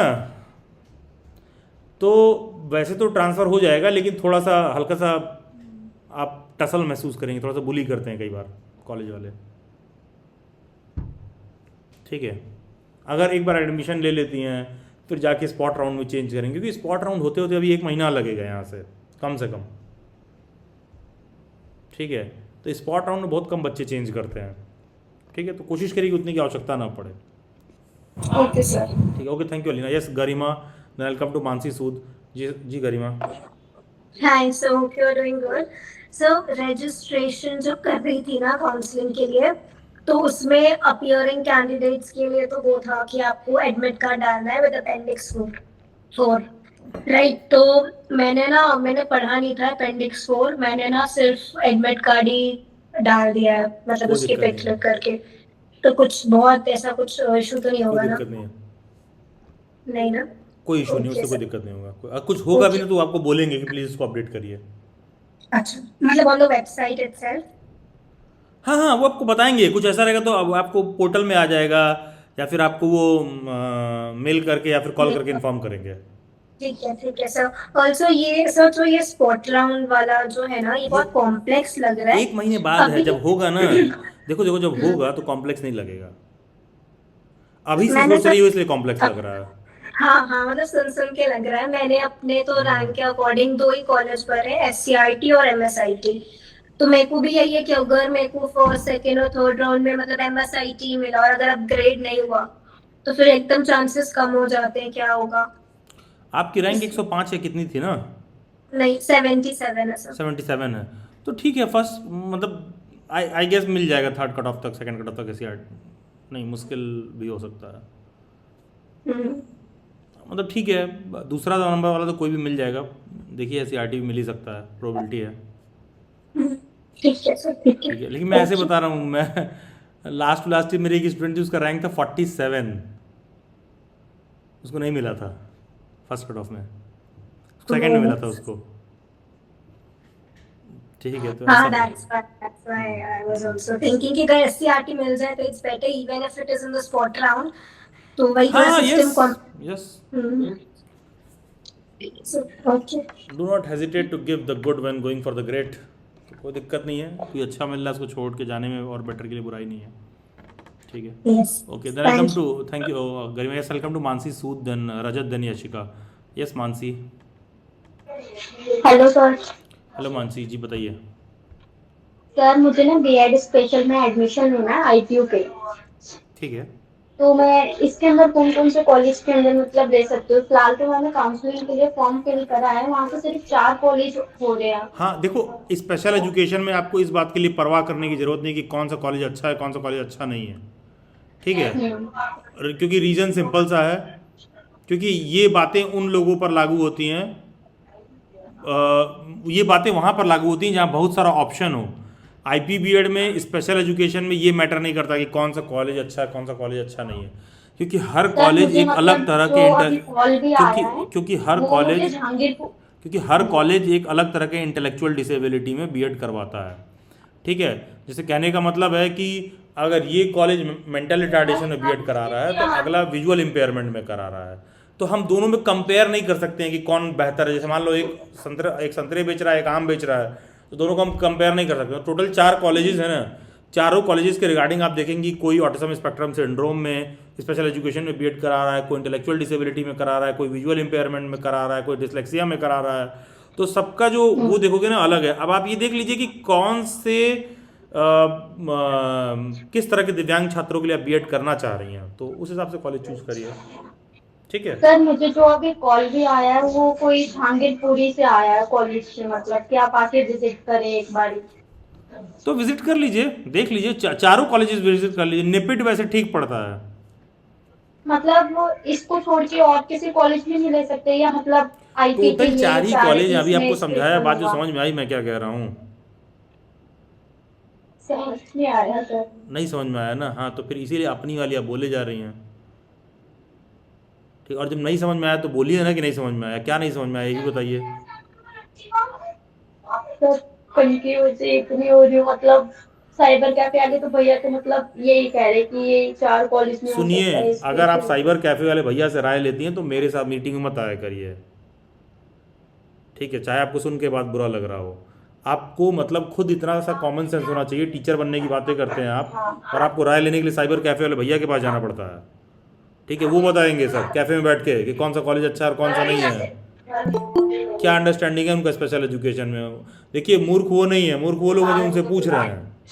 ठीक है, आप खुद सोच के देखिए, कैफ़े वाला आपको बताएगा। आप अपना करियर का निर्णय कैफ़े वाले से करवा रही हैं, कौन सा कॉलेज अच्छा है कौन सा नहीं है। ठीक है, जाइए कम से कम डेली बैट्स की यूट्यूब पर पुराने वीडियोस देखिए, वहाँ पर स्पेशल एजुकेशन के वीडियोस पड़े हुए हैं आईपी बीएड को लेकर, उसमें कॉलेजेस का लिस्ट मैंने दे रखा है, उनको देखिए, ये बात समझ में आएगा। और प्लीज़ थोड़ा सा मैच्योर्ड हो जाइए। किसी भी कैफ़े वाले कोई भी कैफ़े वाले भैया आपको ये नहीं बताएंगे कौन सा कॉलेज अच्छा है कौन सा नहीं है, क्या भरना नहीं भरना है, ठीक है। 100 रुपये 150 रुपये इंटरनेट का ले रहे हैं और वो जो है मतलब, और आज के ज़माने में कैफ़े पे कौन जाता है, ठीक है। मतलब खुद से देखिए पहले, और डेली बैट्स की यूट्यूब पर सर्च करिएगा, 2025-26 के मेरे कुछ वीडियोस होंगे जो स्पेशल एजुकेशन को लेकर डेडिकेटेड होंगे, उसमें कॉलेजेस डेडिकेटेड होंगे, उसमें किस किस तरह के चैलेंजेस होते हैं वो सब मैंने बता रखा है कि एसडीएम क्या है, डिसलेक्सिया में क्या है, इंटेलेक्चुअल डिसेबिलिटी में क्या है, वो सब क्या है, एक बार थोड़ा देख के समझ लीजिए, उसके बाद एडमिशन लीजिए। ऐसे रैंडमली कुछ एडमिशन मत लीजिए, वरना 2 साल बहुत रोना पड़ेगा, ठीक है, क्योंकि स्पेशल एजुकेशन से बीएड करना इतना आसान नहीं है, ठीक है। एंड बाकी के लोग भी ये बात ध्यान दीजिए, जब भी तुम स्पेशल एजुकेशन के बारे में बात करते हो कठिन क्यों है, सोच के देखो। थोड़ा सा सुनने में आपको एब्सर्ड लगेगा, लेकिन विजुलाइज करके देखिएगा, एक बार आंख बंद करके सोच के देखिए। आप एक ऐसे क्लासरूम में गए जहां 20 बच्चे मानसिक रूप से चैलेंज है, मेंटली चैलेंज्ड है, तुम्हारे लिए पढ़ाना छोड़ो, तुम डर जाओगे, ठीक है। कभी आप एक ऐसे क्लासरूम में गए जहां 20 बच्चे सामने आपके ब्लाइंड हो, ठीक है। आप किसी ऐसे क्लास में गए जहां बच्चे डिसलेक्सिया, ASD या इन चीज़ों से सफ़र कर रहे हो, 20 ऐसे बच्चे आप क्लास में बैठे होंगे ना, आप डर जाओगे, ठीक है। इसको आप हल्के मत लीजिए। स्पेशल एजुकेशन वाला BEd is not a peanut की कहीं से उठाएं और कर लिए, मतलब अगर ढंग से कोई कर रहा है तो, क्योंकि जो ये अलग अलग तरह के डिसऑर्डर्स होते हैं ना भाई, बहुत जो है बहुत सेंसिटिव मैटर होता है। एंड इस सेशन में तो नहीं कोई ऐसा है, अगर कोई मतलब बहुत किसी को चुल हो तो देख सकता है। लास्ट ईयर के बहुत सारे मेरे वेबिनार्स वगैरह होंगे, अब तो इस तरह के बच्चे नहीं आते हैं। लास्ट ईयर तो एक मैडम थी, वो 30-35 साल की थी, वो इसलिए ज्वाइन की थी क्योंकि उनके बच्चे को ASD का दिक्कत था, तो उन्होंने कहा कि सर मैं ASD से बीएड इसलिए कर रही हूँ क्योंकि मैं अपने बच्चे को बेहतर ढंग से समझ सकूँ, मैं उसकी अच्छी से पेरेंटिंग कर सकूँ। तो बहुत ही सीरियस, सिंसियर और सेंसिटिव मैटर है, ठीक है। तो बी वेरी केयरफुल कि आप क्या स्पेशल एजुकेशन में चूज़ कर रही हैं। वो ऐसा नहीं कि रैंडमली बस मुँह उठाएं, कैफ़े वाले भैया ने बताया, ठीक है। 4 स्पेशल एजुकेशन के चैलेंजेस और ये सब डिफ्रेंशिएट नहीं कर पाएंगे वो, कि ASD और डिसलेक्सिया में अंतर क्या है, ठीक है। तो थोड़ा सा ना आप एडमिशन ले रहे हैं सोच के लीजिए, वरना 2 साल जो है बहुत पापड़ बेलना पड़ जाएगा। थोड़ा जाइए चेक करिए, डेली बाइट्स की यूट्यूब पर भी वीडियोज़ मिल जाएंगे आपको, पुराने वीडियोस होंगे, थोड़ा गंगोत्री में यूट्यूब के आपको खंगालना पड़ेगा। 2025 के मेरे वीडियोस देखिएगा, 2024 के वीडियोस देखिएगा, उनको थोड़ा देखिए और थोड़ा सा सिंसियर वे में देखिए, ठीक है। एंड बाकी के लोग भी ध्यान रखिए, स्पेशल एजुकेशन वाला मसला इज़ नॉट अ पीनट, ठीक है। पता है इतना सेंसिटिव मैटर है, पता है ये जो बच्चों को थोड़ा सा मतलब मानसिक रूप से जो चैलेंज फेस करते हैं, तो पता है उस बीएड का नाम पहले जानते हो क्या हुआ करता था? Mental retardation. गवर्नमेंट ने 3 साल पहले मेंटल रिटार्डेशन को चेंज कर दिया कि हम किसी को रिटार्ड नहीं बोलेंगे, हम लोग उसका नाम रख दिए इंटेलेक्चुअल डिसेबिलिटी, ठीक है। इतना सेंसिटिव मैटर है कि उसका नाम इंटेलेक्चुअल डिसेबिलिटी। इसीलिए देखा करिए मेरे वीडियोज़ में मैं पहले इंटेलेक्चुअल डिसेबिलिटी बोलता हूँ और फिर मेंटल रिटार्डेशन बोलते समय अपनी जुबान मेरी एक बार लड़खड़ाती है, तब मैं बोलता हूँ, क्योंकि मैं जब आप उसे ग्रेविटी को समझोगे ना तो आप थोड़ा सा ठहर जाओगे बोलते समय। तो इसे इंटेलेक्चुअल डिसेबिलिटी, तो जाकर उसको एक बार थोड़ा चेक कर लीजिए एक बार, ठीक है मानसी। फिर वापस से बात करते हैं, मैं बहुत जल्द नेक्स्ट सेशन कंडक्ट करूँगा आईपी वालों के साथ, ठीक है। एंड अदर्स ऑल्सो जो भी स्पेशल एजुकेशन का फिल कर रहे हैं, please take note of this point. Okay, welcome to next candidate Rajat, yes please, देना यशिका। सर मेरा DUPG में नो सीट अलोकेटेड शो हो रहा है, तो उसमें भी सीट नहीं है क्या मेरे लिए? हाँ, नहीं मिला होगा, हो सकता है आपका जो रैंक होगा उस पर भी नहीं मिला होगा। आपका कितना रैंक है, क्या पोजीशन आपका ड्यू में? 132.42। नंबर कितने हैं, क्या है, थोड़ा डिटेल में बताइए मुझे। जो CUT था उसमें 132। ठीक है, चलिए काउंसलिंग में पार्टिसिपेट करिए फिर, ठीक है। कुछ और डाउट रजत? No sir. ठीक है, okay, thank you. Welcome to Yashika. Hello sir, मेरे को एक्चुअली वो अपेंडिक्स वाला ही पूछना था अपेयरिंग कैंडिडेट्स के लिए। सर उसमें ना अपेंडिक्स 4 मेंशन था, जो कि एक्चुअली में एक मेडिकल सर्टिफिकेशन था। बट मैंने जब बाद में देखा तो बहुत लोग बोल रहे थे कि इसमें एक्चुअली में अपेंडिक्स 3 लगना था। वो उन्होंने वहाँ पे टाइपिंग मिस्टेक में, मतलब वेबसाइट पे ही मिस्टेक था। और जो अपेंडिक्स 3 है ना, उसमें सर अंडरटेकिंग थी अपेयरिंग कैंडिडेट्स के लिए। तो सर इससे कोई दिक्कत तो नहीं होगी ना, क्योंकि मैंने अपेंडिक्स 4 ही डाला है क्योंकि उन्होंने अपेंडिक्स 4 ही देखिए मांगा था। कहीं पर अगर इस तरह का समस्या हो रहा है ना, तो आपको इस पे बहुत ज़्यादा मतलब चिंता करने की ज़रूरत नहीं है। उससे किसी का फॉर्म वगैरह सब रिजेक्ट नहीं होगा, ठीक है यशिका। अगर ओके सर। कहीं कुछ त्रुटि रहेगी ना, तो वो लोग आपको पुनः इसके रिगार्डिंग इन्फॉर्मेशन देंगे और वो लोग आपको बुलाएंगे। Okay sir. एंड सर मेरे को एक बार एससीईआरटी का भी थोड़ा सा पूछना था। हाँ बताइए सर बताइए। एक्चुअली मेरी रैंक 122 है एंड मैंने 6 प्रेफरेंसेस डाले हैं एंड मैं एससी कैटेगरी से हूँ। तो सर कुछ चांसेस है एससीईआरटी का? नहीं नहीं, प्लीज़ कम अगेन, आपकी रैंक कितनी है? 122। अच्छा ठीक है। हाँ, एंड कैटेगरी आईडी एससी है।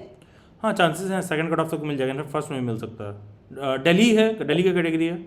हाँ जी सर। हाँ, एक चीज़ ध्यान दीजिए, कोई भी ऐसा बच्चा आईपी यूनिवर्सिटी में जो कैटेगरी के लिए अप्लाई कर रहा है, your caste certificate should be from government of Delhi, Delhi का होना चाहिए, स्टेट गवर्नमेंट का होना चाहिए, यूनियन गवर्नमेंट का नहीं। ठीक है Yashika, okay sir, thank you. Thank you. हाँ तो चांसेस है यशिका हो जाएगा most probably. Thank you so much okay sir. Thank you. Okay then welcome to Fiza ji. Fiza बताइए। सर वो मैंने चॉइस के लिए मैं गीता रतन इंस्टीट्यूट डाल रखा था, लेकिन अभी आपने बताया उसके बारे में। नहीं ठीक है, अब बाद में चेंज कर लेना, मतलब थोड़ा सा जो है, I am not very positive out की रतन, ठीक है। नाम लेके मैं पहले कॉलेजेस को नहीं पॉइंट आउट करता था, लेकिन अब मैं कर देता हूँ। मतलब ठीक है, कर सकती हैं, बट बस लोकेलिटी ठीक है कि रोहिणी में लोकेटेड है। अदरवाइज़ तो बहुत पिछले दिनों बहुत कंप्लेन बवाल ये सब देखने के लिए मिला, इस वजह से मैं बस कह रहा हूँ, ठीक है। बाकी का तो मेरे कहने पर मत जाइए डायरेक्ट, ठीक ओके है। सर। ठीक है, ओके सर। ठीक है। हाँ ओके। हाँ अच्छा, हाँ एनीवन एल्स, किसी और कोई डाउट जिन्होंने हैंड रेस कर रखा है प्लीज़ हैंड लोअर कर लीजिए। हाँ, किसी और को कोई डाउट तो प्लीज़ अपना हैंड आप रेस कर लीजिए, ठीक है। Just a second.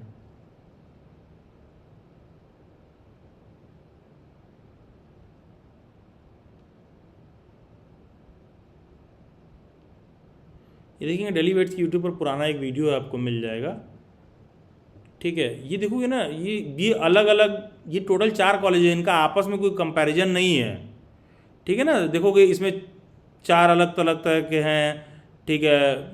LD VI SD, ठीक है, ये सब अलग अलग उसमें करवा रहा है, तो आपस में कोई कंपैरिजन नहीं है। और एक चीज़ आप सब लोग ध्यान दीजिएगा, कभी किसी बच्चे को ये डाउट हुआ कि कौन सा कॉलेज बेस्ट है, मैं इसको लेकर बहुत कंफ्यूज्ड हूँ, मेरे फॉर्म में कोई दिक्कत हो गया, देखो यार, किसी भी बच्चे के फॉर्म में कोई दिक्कत हो जा रहा है, ठीक है। कोई भी ऐसा स्टूडेंट है जिसके फॉर्म में कोई दिक्कत हो रहा है, तुमने फिल किया, कहीं कोई समस्या प्रॉब्लम हो गई, बहुत परेशान हो रहे हो, तो इसका सिर्फ और सिर्फ एक सिंगल सूत्री सिंपल सा उपाय है।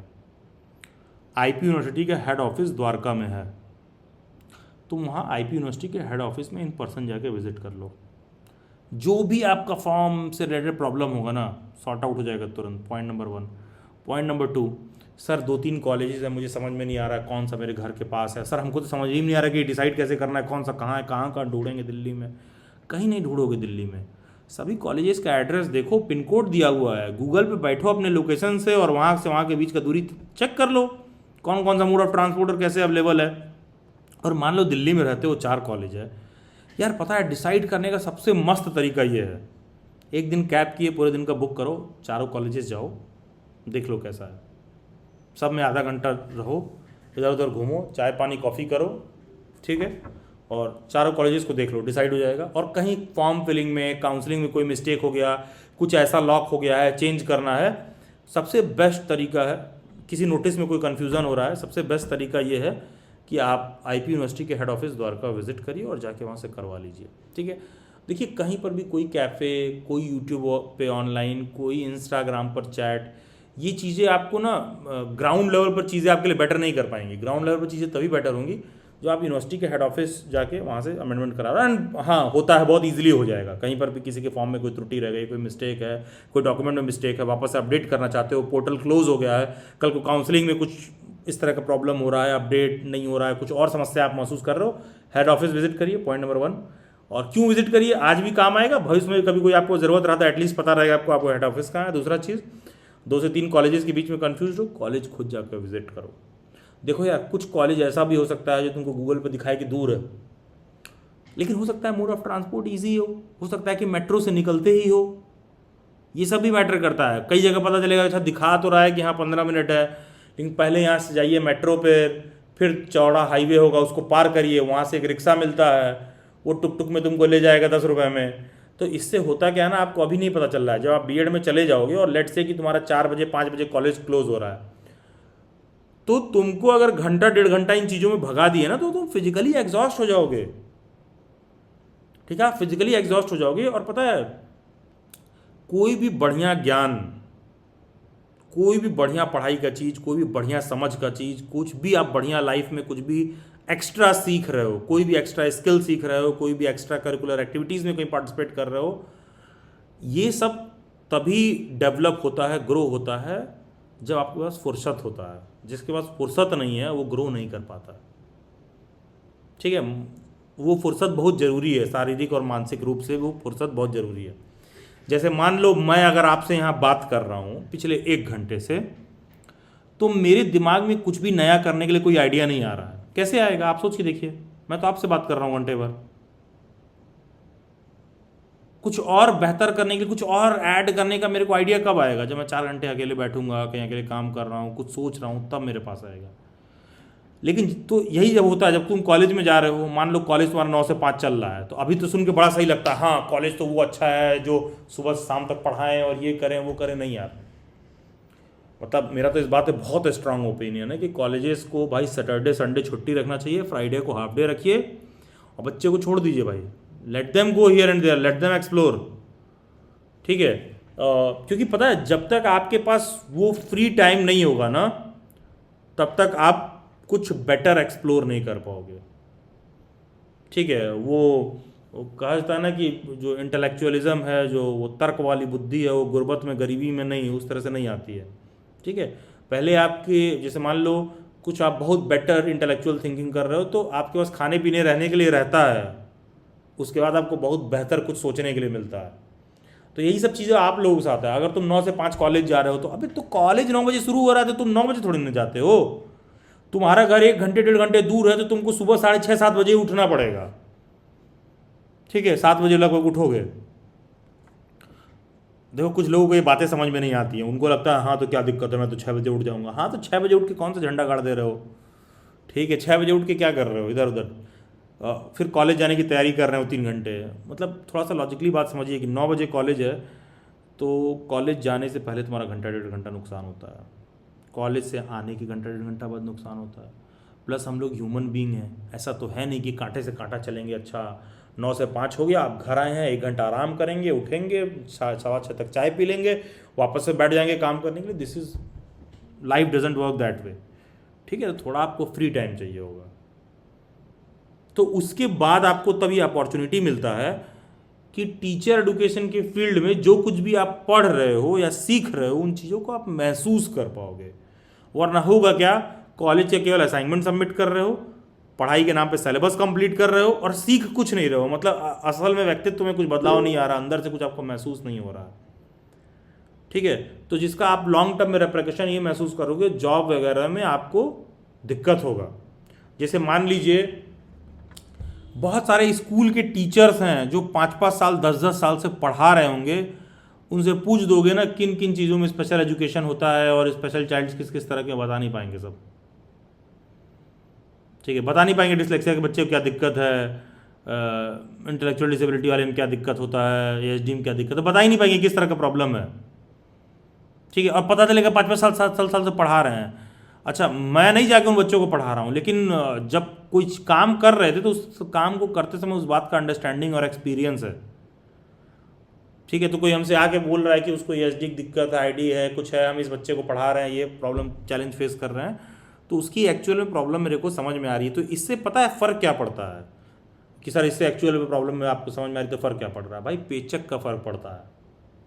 उसका पेचेक 10,000 रुपये का रहेगा तो मेरा 1 लाख रुपये रहेगा, वो भी मेरे टाइम के हिसाब से।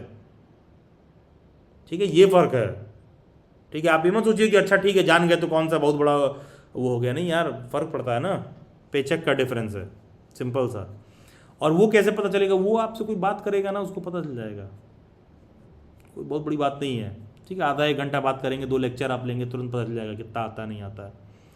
ठीक है, तो ये डिफरेंस है। तो अगर आपको ये लग रहा है कि नहीं हमको क्यों जानने का ज़रूरत है, नहीं जानिए, कोई ज़रूरी नहीं है कि आपको उसमें जाके एकदम घुस के पार्टिसिपेट ही करना है। जैसे कोई ज़रूरी नहीं है कि आपको, मैं मेंटल रिटार्डेशन पे नॉलेज रखता हूँ तो कोई ऐसा नहीं है कि मुझे एमआर वाले बच्चों को जाके पढ़ाना है या वीआई वाले बच्चों को जाके पढ़ाना है।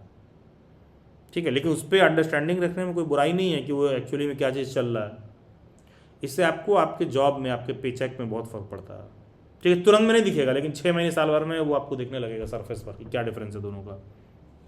ठीक है, हाँ, yes Astha Gupta, yes quick, switch on your mic.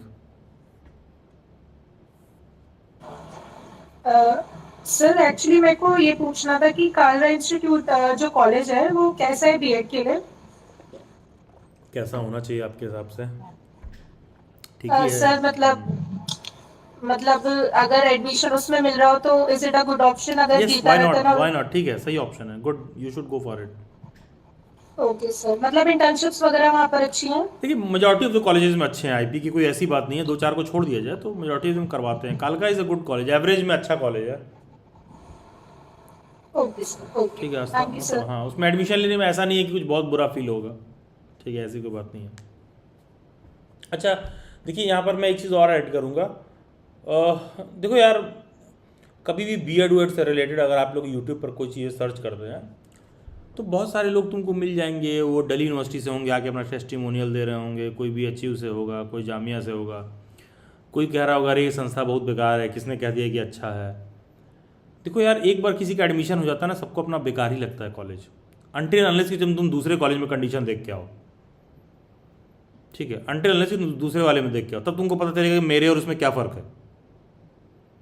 ठीक है, तो जब एक आदमी का एडमिशन हो जाता है अपना वाला तो बेकार ही होता है। जैसे बहुत सारे लोग हमसे मिल जाते हैं, वो डीयू से भी पढ़ के आ रहे होंगे, कुछ नहीं कर रहे हैं, जॉब के लिए बैठे हुए हैं, तो वो बोलेंगे अरे ये तो बहुत बेकार है, हमको तो कोई लाभ नहीं मिला। अभी तो लाभ का मतलब ये थोड़ी होता है कि चम्मच से कोई तारा मुंह में ला के डाल देगा।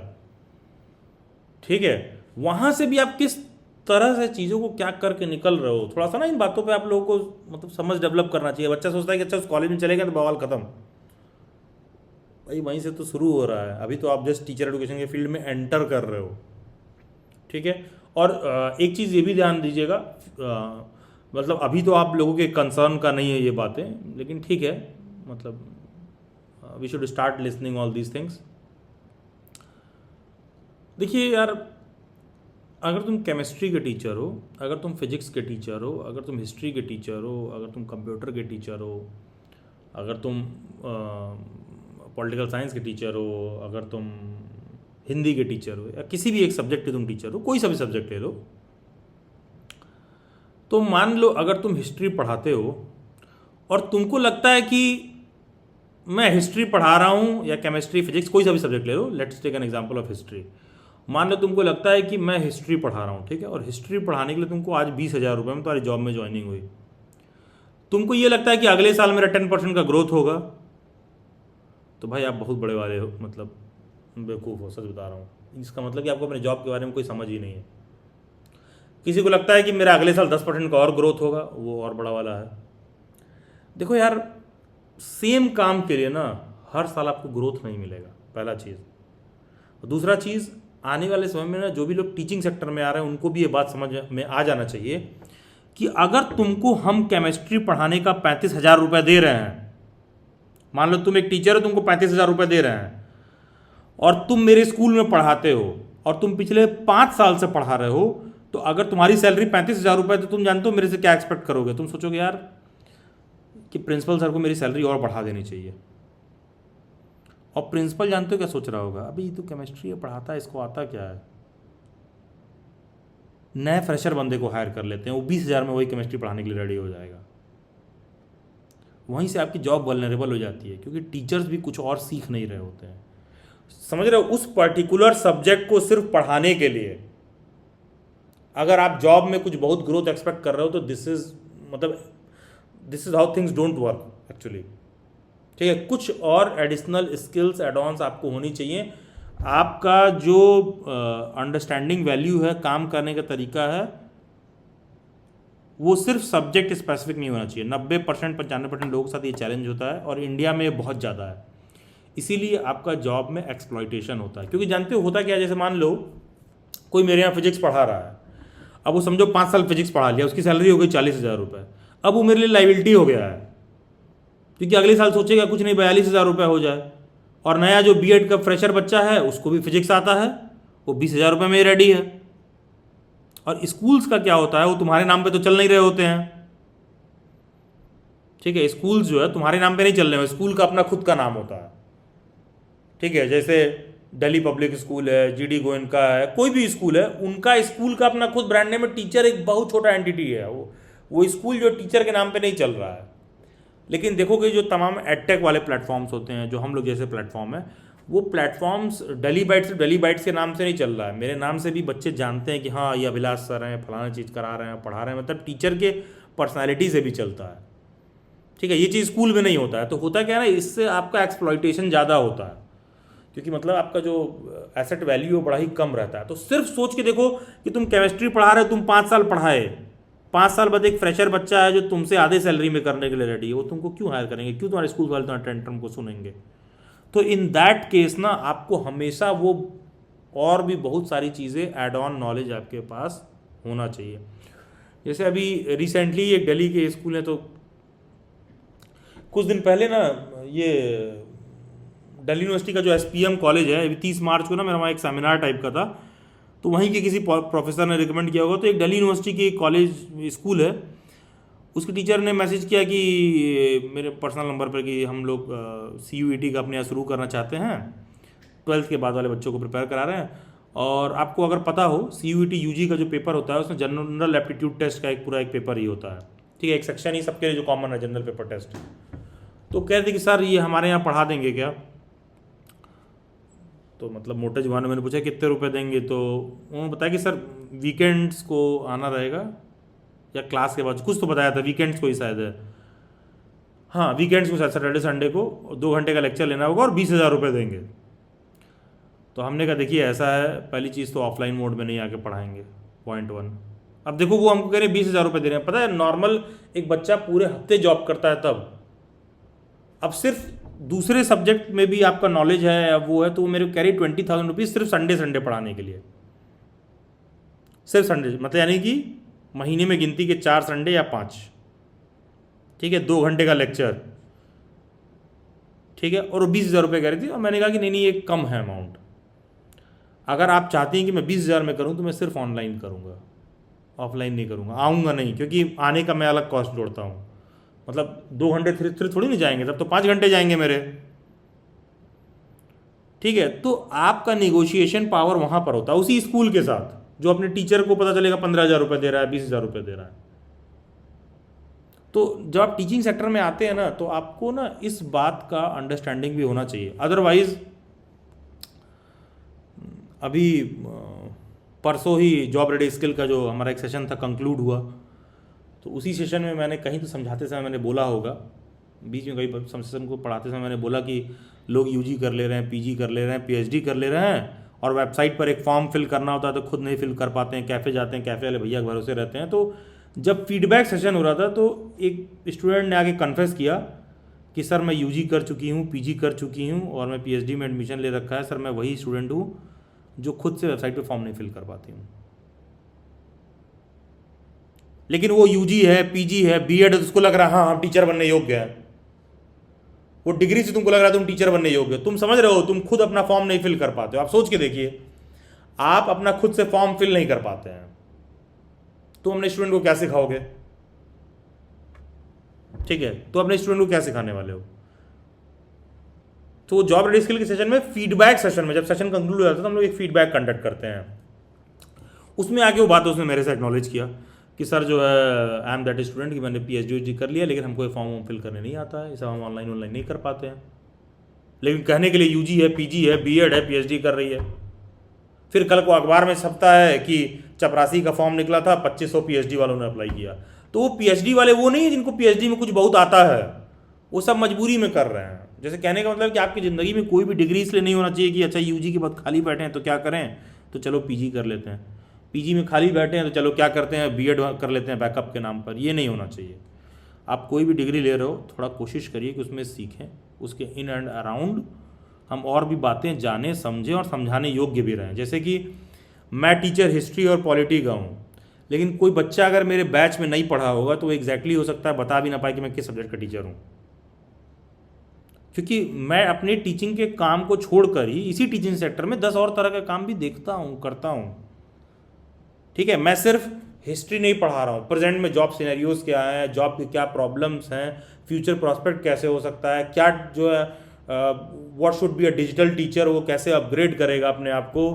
ठीक है, किसी टीचर को कोई ऐसा बच्चा हो जो फॉरेन में कोई टीचिंग जॉब एक्सप्लोर करना चाहता है, उसको लगता है कि ऑस्ट्रेलिया जाके पढ़ाना चाहता है, ये दुबई या यूएई जाके पढ़ाना चाहता है या कनाडा जाके पढ़ाना चाहता है, तो क्या रिक्वायरमेंट्स है, वो कैसे जाएगा, ठीक है, क्या एलिजिबिलिटी क्राइटेरिया है, ठीक है, कौन सा एग्ज़ाम देगा, कैसे उसका वो वहाँ तक जो है कैसे स्कूल से वहाँ पर अप्लाई करेगा, तो वो हमसे उस पर भी बात करेगा तो मैं उस पर भी बता दूंगा उसको। तो कहने का मतलब क्या होता है कि अपने सब्जेक्ट से हट कर भी अपने सेक्टर के बारे में एक बहुत ही बेहतर अंडरस्टैंडिंग आपको होनी चाहिए। वरना अगर सिर्फ आपको लगता है कि मैं अपने सब्जेक्ट को पढ़ा के यहाँ से बीएड कर लूँ 2 साल का, किसी तरह बस डिग्री मिल जाए, तो फिर तुमको नौकरी भी फिर वैसे ही मिलेगी, झटपटुआ टाइप वाली। जैसे झटपटुआ टाइप में आपने डिग्री लिया वैसे झटपटुआ टाइप में आपको नौकरी भी मिलेगी कि 15,000 दे रहे हैं, 20,000 दे रहे हैं, 25,000 दे रहे हैं, और हाँ 25,000 रुपये दे रहे हैं अलग से और 20,000 गालियाँ दे रहे हैं अलग से।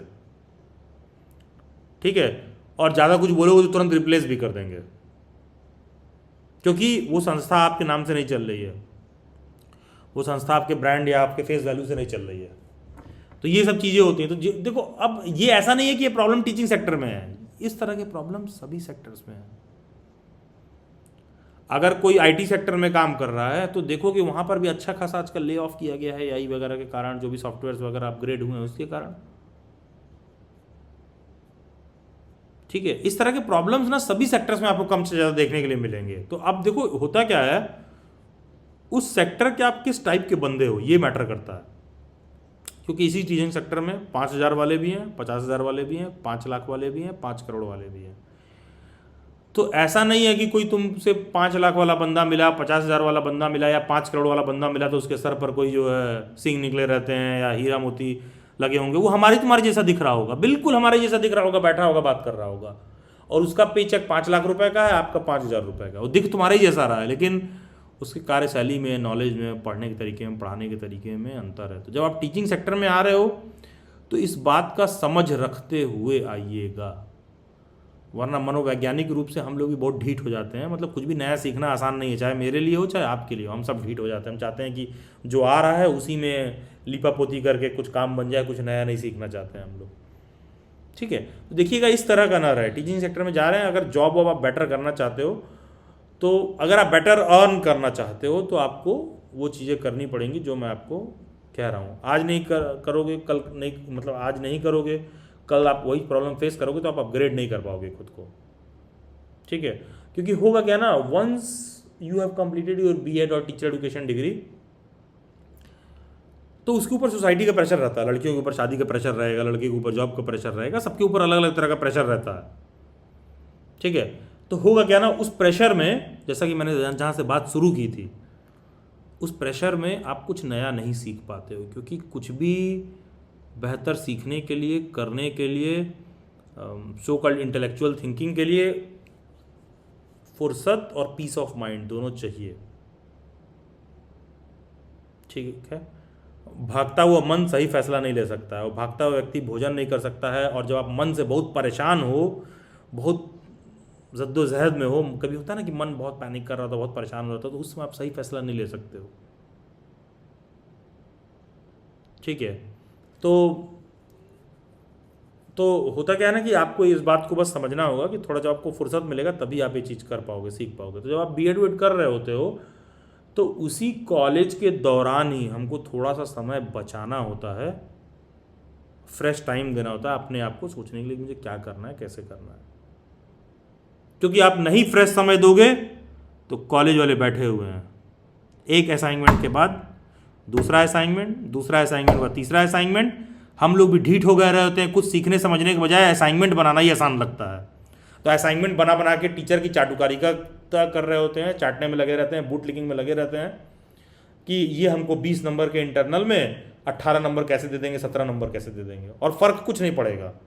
जिसको 10 दिए हैं वो भी बीएड कर रहा है, वो भी कंप्लीट करेगा, जिसको 12 दिए हैं वो भी कंप्लीट करेगा, जिसको 18 दिए हैं वो भी कंप्लीट करेगा। ठीक है, तो हम लोग होता क्या है, उसी सांचे में ढल जाते हैं, अरे ठीक है वही असाइनमेंट ही कर लेते हैं, क्योंकि कुछ नया सीखने को लेकर हम लोग भी रेजिस्टिव रहते हैं। तो जब टीचिंग सेक्टर में यार आप अगर ऐसे काम करते हैं तो मतलब आपका पेचेक हमेशा आपके एज का डबल ट्रिपल रहेगा।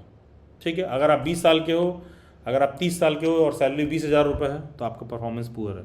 30 के हो तो मिनिमम 60 होना चाहिए, और अगर 5 साल जिस तरह से महंगाई समझ चल रही है, अगर ऐसे ही चली तो आने वाले समय में अगर आप 30 साल के हो तो आपकी सैलरी 90,000 होनी चाहिए एटलीस्ट, ठीक ठाक तरीके से सर्वाइव करने के लिए, कुछ करने के लिए। आप अपने एज से भी कंपेयर कर सकते हो कि एज के हिसाब से कितना होना चाहिए। चलिए खैर, दैट विल बी ऑल। किसी को कोई डाउट एंड क्वेरी होगा तो रुक सकता है, rest all of you can take your leave. I have a doubt. ठीक है जी, जिसको भी कुछ डाउट एंड क्वेरी रहेगा, ठीक है, रुक सकता है, rest all of you can take your leave. और हाँ, अगर डाउट है तो अपना हैंड रेज करेंगे, आई will call out your name.